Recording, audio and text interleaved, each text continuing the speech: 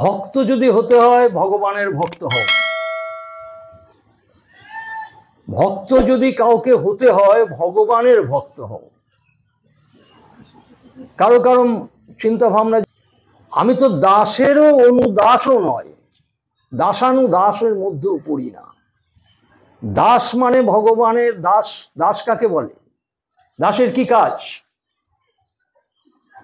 বেশিরভাগ পাঠক বা তারা বলেন দাসের কাজ হচ্ছে সেবা কার্য। একদম ভুল সিদ্ধান্ত। দাস মানে কাজের লোক। কাজের লোক কি আমার বাড়িতে গিয়ে আমার বিছনা পেতে দেয় নাকি? ঘরে বিছনা পেতে দেবে? মনিবের শোবার ঘরে যাবে না। দাসের কাজ হচ্ছে প্রভুর আজ্ঞা বহন করা। হরে কৃষ্ণ।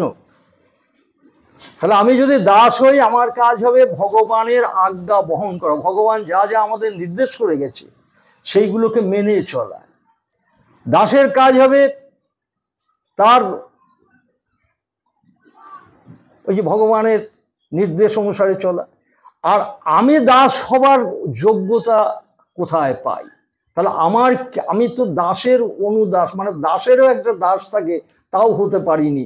কাজেই ওই তাদেরকে অনুকরণ নয়, অনুসরণ করতে হবে। অনুকরণ করতে যেও না, আমাদের বেশিরভাগই অনুকরণে চলি আমরা। এই অনুকরণে চলি বলে ভজনটা হয় না, অনুসরণ করতে হবে। অনুসরণ আর অনুকরণ অনেক তফাৎ, অনেক তফাৎ। অনুসরণটা হচ্ছে অন্তরের ভেতর থেকে স্মরণ করতে হবে, সেই ভগবানকে স্মরণ করে করে তারপরে যারা সেবা কার্যে যুক্ত ছিলেন তাদের ভাবনাটা অন্তরে এনে তারা কিভাবে সেবা করতেন সেইগুলো জেনে তখন যখন আমরা সেই সেবার সঙ্গে যুক্ত হব তখন আমাদের সেই সেবা কার্য খুব ভালো হবে। আমরা নিশ্চয়ই ভরত রাজের কথা মনে আছে, যাকে জড় ভরত বলা হতো। তো উনি কি সত্যিকারে একটা মাংসপিণ্ড হয়ে জন্মেছিলেন? না, সুস্থ সবল সুন্দর দেহ নিয়ে তিনি জন্মেছিলেন, বলিষ্ঠ দেহ নিয়ে। কিন্তু তিনি যখনই অপরাধ বোধগুলো তার মধ্যে একটা একটা করে বাড়ছে তিনি আস্তে আস্তে আস্তে আস্তে নীতিকে গুটিয়ে ফেললেন। কারোর সঙ্গে কথা বলতে এত চিন্তা করতেন কি যেন পাছে যদি আমার এই কথায় তার মনে কোনো কষ্ট পেয়ে যায়। মনে কষ্ট পাওয়া মানে তো অপরাধ হয়ে যাব আমার। কেননা গীতায় বলেছে বাক্যের সাধনা করতে হবে। কেন এমন কিছু বলবো না যাতে করে আর একজনের মনে কষ্ট পায়। ভগবানের সাধনায় যারা সিদ্ধ হয়ে আসে তারা ভগবানকে যে রূপে চায় সে রূপে পায়, কিন্তু আমাদের তা হবে না।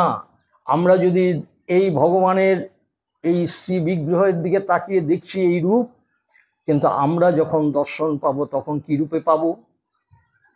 তখন রূপটা পাল্টে যাবে। দেখবেন ওই রূপে আমার সামনে আর আসেন, অন্য রূপে এসে উনি দেখা দিয়ে চলে গেছে। মাধবেন্দ্র পুরী নিয়ে তো আলোচনা হলো কদিন আগে আমাদের, তা আমরা শুনছি বুঝছি না কেন। মাধবেন্দ্র সারা জীবন গোপালের সাধনা করেছিল। ওই গাছতলায় যখন বসেছিল তখন কি গোপালের বেশে এসেছিল? একটা বালক বেশে এসে তাকে লোটায় দুধ খাইয়ে চলে গেল। মাধবেন্দ্র পুরীর মতো সাধক, তার সামনেই সে সাক্ষাতে দর্শন দিল না। আমি সেই দর্শন আশা করি কি করে? অতএব আমাদের অন্তর দিকে বুঝতে হবে যে এই সময় তো এই ছেলেটা এইভাবে আসার কথা নয়। অতএব এটা কে? ইনি সাক্ষাৎ স্বয়ং ভগবান অন্য রূপে এসে আমার সঙ্গে এই কাজটা করে যায়। ভগবানের খেলা বোঝা খুব দায়। ঈশ্বর কখন কিভাবে যে কোথায় দিয়ে কাকে কি পরীক্ষা নেয়। বলে সোনা বিক্রি করতে গেলে দোকানিরা কিন্তু সোনাটা নিলেই নিয়ে যায় না, নেবে। সোনাটাকে কি করে? প্রথমে কষ্টি পাথরে ঘষে, দু একটা ঘষা দেয়। ভগবানও তেমনি ভক্তকে পরীক্ষা করে, ঘষা দেয়, ঘষে ঘষে ঘষে ঘষে দেখে এটার মধ্যে খাদ আছে কিনা। যদি খাদ থাকে তাহলে বলে ওগো তোমার এই সোনায় কিন্তু অনেক খাদ, তাহলে একটু পাকা না করলে তো আমি নিতে পারবো না। তা কাঁচা সোনাকে পাকা করতে কি করে? একবার আগুনে পোড়ায়, আবার অ্যাসিডে চোপায়, পোড়ায় চুবায়, পোড়ায় চুবায়, এই পুড়িয়ে চুবিয়ে তারপরে ওটাকে খাঁটি করে তারপরে দোকানে নিয়ে নেয়। যেমনি ভগবানও তেমনি আমাদেরকে নানান রকম দুঃখ কষ্ট যন্ত্রণার মধ্যে দিয়ে দেখে, এর পরেও তুমি কি আমার আছো কি নেই।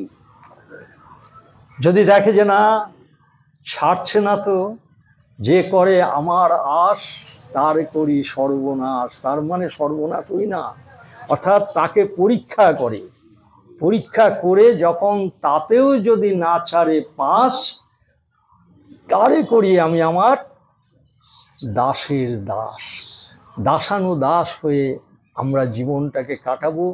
এটাই আমাদের ভাবনায় রাখতে হবে। সেইভাবে আমরা সকলে আগামী দিনে ভগবত দেবাদিদেব মহাদেব যখন ব্রহ্মাদি সকলে মিলে কংসের কারাগারে গিয়েছিলেন ভগবানকে দর্শন করতে, তখন কি বলেছিল? দেখা গেল কংসের কারাগারে সেখানে ব্রহ্মা দর্শন করলেন যে দৈবকীর গর্ভে এক মানব রূপে ভগবানের আবির্ভাব। তখন সবাইকে বললেন ভগবান তো মানব রূপে আসছে। তখন সবাই কি বলেছিল? সব দেবতারা কি বললেন? মানবরূপী ভগবান। এর আগে আপনি কোনোদিন আপনার ব্রহ্মা তো ব্রহ্মজ্ঞানী, আপনার জ্ঞান দিয়ে পেয়েছিলেন? বলে না, ব্রহ্মা পায় না ব্রহ্ম জ্ঞানে, যোগী পায় না ধ্যানে। মহাযোগী কে? শিব। সেও কখনো এই মানবরূপী ভগবানকে দেখেনি। তখন সেই বলেছিল তাহলে তার একটু স্তব স্তুতি করেন। কে বলেছিল? শিব বলেছিল ব্রহ্মাকে। আর ব্রহ্মা বললেন আপনার বলা মানেই আমাদের বোঝা হয়ে গেছে, আমি বুঝে গেছি। আসলে ভগবান তো আমার সঙ্গে সরাসরি কথা বলবে না। তা আপনি বৈষ্ণব, শিব তো পরম বৈষ্ণব নাকি, সর্বশ্রেষ্ঠ বৈষ্ণবের মধ্যে শিব, ভাগবত সিদ্ধান্ত। তো সেই বৈষ্ণবের হৃদয়ে ভগবান সতত বিশ্রাম, সেই ভগবানই আপনাকে দিয়ে এই কথাগুলো বলাচ্ছে। অতএব আমি এখন ভগবানের কথা কিছু বলার চেষ্টা করি। তা জানবেন, কেউ যখন আপনাকে কোনো ভালো কাজের জন্য বলছে, যে কাউকে যে এই কাজটা করবো তোমার ভালো হবে, তখন জানতে হবে ওটা ভগবানের ইচ্ছা হয়েছে। তো ভগবানের ইচ্ছাটাকে যদি আমি না পূরণ করি, তাহলে আমার কি হলো? আর করে লাভটা কি হলো? আমি সারা জীবন করে গেলাম, কিন্তু ভগবানের ইচ্ছাটা পূরণ করছি না, এটাও তো ঠিক হচ্ছে না। প্রসাদ ভুজি হওয়া এত সহজ নয়। যারা বলে আমরা প্রসাদ ভুজি, আমি বলি মিথ্যা কথা বলে বেড়াই, মিথ্যাচারী। মিথ্যাচারীর সঙ্গ না করাটাই ভালো। প্রসাদ ভোজি মানে কি? ভগবান যা যা গ্রহণ করে সেইটা নিয়ে, ভগবানকে এক টুকরা আপেল দিয়ে নিজে সকালবেলায় গামলা ভরে মুড়ি নিয়ে কচকচিয়ে খাচ্ছি, আমি প্রসাদ ভুজি? না। ভগবানের দিবা রাত্রে সে 3 বার ভোগ লাগাক, আর 2 বার ভোগ লাগাক, আর 4 বার ভোগ লাগাক, ওই যা ভোগ লাগাবে সেটাই হলো প্রসাদ। প্রসাদ কাকে বলে? ভগবানের ভুক্তাবশেষ, তার নাম মহাপ্রসাদ, তাই তো? ভগবানের সেবাই লাগলাম না, বলে গোসাই বাড়ি গেছিলাম প্রসাদ খেয়ে আসলাম। আরে কোথায় প্রসাদ খেলি তুই? আজ থেকে কয়েক বছর আগে আমার এখানে আমার এক মন্ত্র শিষ্য ছিল, অনেকেই জানে। তার একটা বাচ্চা ছেলে ছিল, সুকান্ত বলে নাম, ক্লাস 3-তে পড়তো। যারা জানে তারা অনেকেই জানে। আর বড়টার নাম ছিল খোকা। এখানে একটা দোকানও করে দিয়েছিলাম। তো যাই হোক, এখন কি হলো, আমরা আবার বাড়ি ফিরে যাবো, বাড়ি যাবো, ছেলে বাড়ি যাবো, যাবো বাড়ি যাবো। তো এখন ওই বাচ্চাটা ক্লাস 3-তে পড়ে, আস্তে করে আমার পাশে এসে বসে বলছে, গোসাই দাদু আপনি এ নিয়ে কোনো মনে কষ্ট পাবেন না। বাবা এই 4 বছর, কারণ ও সেই জন্মের পরেই ওকে নিয়ে এসছিল, হ্যাঁ, 1 বছর না 2 বছরের বয়সে ওকে নিয়ে এসছিল। তা বলছে বাবা এই 4 বছর গোসাই বাড়ি ছিল, একদিনও প্রসাদ খায়নি। আমি একটু চমকে গেলাম, একটু বাচ্চা ছেলে কি বলছো, কি ব্যাপারটা বুঝতে পারছি না তো, বোঝার আছে তো। বলে আপনি যখন আমাদের বাড়িতে যেতেন রান্না করতেন, সেবার পরে আপনার থালার থেকে একটু নিত, নিয়ে প্রণাম করত, তারপরে সেটা গ্রহণ করত। গুরুদেবের ভুক্তাবশেষ প্রসাদ। কিন্তু এই গোসাই বাড়ি আসার পরে বাবাকে আমি কোনোদিন দেখি নাই যে আপনার থালার থেকে একটা কণাও নিতে। ভগবানের মন্দিরে পূজা হলে সেই প্রসাদ নিতে দেখি নাই, এমনকি খেতে বসে কখনো আমি প্রণাম করতেও দেখি নাই। অতএব এখানে উনি ডাল খেয়েছে, ভাত খেয়েছে, চাল খেয়েছে, আমরাও তো তাই হচ্ছি না। আমরা ভাগবতে যাচ্ছি, আমরা কোনো ভোগ রাগ হচ্ছে সেখানে যাচ্ছি, বসছি, ডাল ভাত খাচ্ছি, বাড়ি চলে আসছি। হ্যাঁ, আজকে খুব পনির খাওয়ালো, খুব আনন্দ সহকারে খাচ্ছি। প্রসাদ কি পেয়েছি?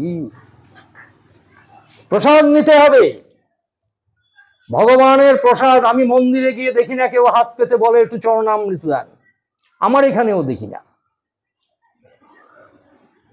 এইগুলো শিখতে হবে আমাদের। ভোগ আরতি হয়ে গেল, সব লাইন দিয়ে বসে গেলাম। আরে আগে এখানে মন্দিরে যাও, ভোগ দর্শন করো, চরণামৃত নাও, ভগবানের স্নান জল নাও, তাই না? এইগুলো তো হচ্ছে প্রথম কাজ। সেইগুলো আমাদের শিখতে হবে, জানতে হবে, সেইভাবে আমাদের চলতে হবে। আশা করি আপনাদের যারা এখানে উপস্থিত আছে প্রত্যেকের মধ্যে যে ভাবনাটা আমি দেখতে পাচ্ছি, আমার খুব ভালো লাগছে। বলে, যাহারে দেখিলে মুখে আইসে কৃষ্ণ নাম, অবশ্য জানিবে তিনি বৈষ্ণব প্রণাম। তাই না? যাহারে দেখিলেই তোমার মুখে কৃষ্ণ নামটা আসে, অবশ্য জানবে তিনি হচ্ছেন বৈষ্ণব শ্রেষ্ঠ শিরোমণি। যাকে দেখলে পরে তোমার মাথাটা আপনি থেকে মাথা নেমে আসবে। তখন কেন মাথা নামে? কার কাছে? হরে কৃষ্ণ। মাথা নামে এক ভগবানের কাছে, তাই না? তাহলে ওকে দেখে আমার মাথাটা নামছে কেন? জানতে হবে উনি এক পরম বৈষ্ণব, আর বৈষ্ণব বা ভক্তের হৃদয়ে ভগবান বিরাজমান। অতএব ওনার ভেতরে ভগবান আছেন, অতএব মাথাটা ওখানে নিচু হচ্ছে। ভগবান যেখানে আছে সেখানে তো মাথা নিচু হবেই, আর তিনিই তো বৈষ্ণব প্রধান হবে। নরোত্তম ঠাকুর গিয়ে পেয়েছিলেন সেই লোকনাথ গোস্বামীকে, এবং সেখানে গিয়ে দীক্ষিত হয়ে জীবনের একটা জায়গায় চলে গেল। তা আমাদেরও ওই রকম চার তার পায়ে হাত দিয়ে যেখানে সেখানে প্রণাম করবে না বাবা, তবে আবার প্রণাম ছাড়াও থাকা যাবে না। কেননা ভক্তের চরণ ধুলি অঙ্গের ভূষণ করতে, এই যে আমরা গায়ে মাটি টাকি, এগুলো কি? এগুলো তো অন্য কিছু না, এ তো ভক্তেরই চরণ ধুলি। ভগবানের কৃপা লাভ করার জন্য এই মৃত্তিকা চন্দন সর্বশ্রেষ্ঠ, সেইগুলো আমরা মাখি, আমরা মাখবো এবং চলবো সেইভাবে।